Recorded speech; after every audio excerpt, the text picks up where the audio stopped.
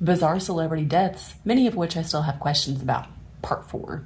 Jeffrey Edward Epstein. Epstein didn't kill himself. Was an American financier and sex offender. In 2005, police began investigating Epstein after a parent reported that he had sexually abused her 14-year-old daughter. Federal officials identified 36 girls, some as young as 14 years old, whom Epstein had allegedly sexually abused. Epstein only served 13 months before he was released. Epstein was arrested again on July 6, 2019, on federal charges for the sex trafficking of minors in Florida and New York. Supposedly, Epstein died by suicide in his jail cell. Epstein didn't kill himself. Now, many believe that Epstein did not kill himself, but instead he was murdered to prevent him from testifying against powerful people with whom he associated, like many A-list celebrities. It seems very ironic to me that the culmination of the cameras being out of order outside of his cell, the lack of guards keeping watch over him, and then also the one security footage that was deemed unusable. What do you think happened? On April 8th, 1994, Kurt Cobain, the lead singer and lead guitarist of the American rock band Nirvana, was found dead at his home in Seattle, Washington. It was later determined that Kurt Cobain had died 3 days prior to his body being discovered. The Seattle Police Department stated that Cobain was found with a shotgun across his body, had suffered a visible gunshot wound to the head, and that a suicide note had been discovered nearby. Seattle police confirmed Cobain's death as a suicide. Now, the reason this one is so questionable to me is because based off of the amount of downers that were in his system, I find it very hard to believe that Kurt Cobain could have had the wherewithal or even the physical strength to have pulled the trigger of a shotgun. What do you think happened?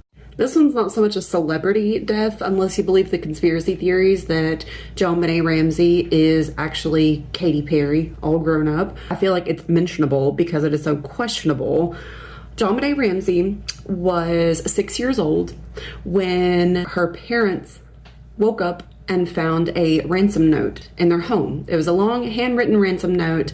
The note specifically requested $118,000 for the safe return of JonBenét Ramsey, who was a beauty queen at the age of 6. Remember my last video, children beauty pageants? Here's what happens. Now, in the ransom note, one of the first things that the note said was, do not call the police, do not contact anybody, do not call your family, do not bring anybody into the home or we will kill her immediately. The first thing that the Ramseys did was call the cops. And then they called their family. And then they had dozens of people at their home after being explicitly told not to, or else they would kill their beloved daughter. When the police arrived and they were searching the home, the father, John Ramsey, went downstairs to the basement and returned with JonBenét Ramsey's dead body. They concluded that she had sustained a broken skull from a blow to the head and had been strangled. The autopsy report stated that JonBenét's official cause of death was asphyxia by strangulation associated with a craniocerebral trauma.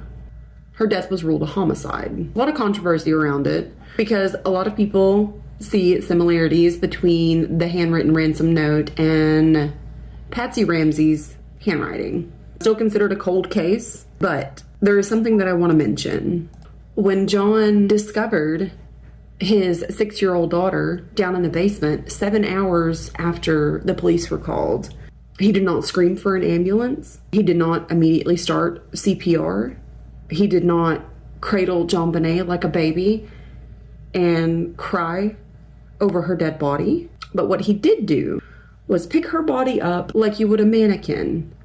I'll demonstrate. When John came up from the basement carrying his 6-year-old daughter, he was not carrying her like this. He was not holding her like this. He didn't have her head cradled or anything. He was holding her like this. Arm's length with her head above his.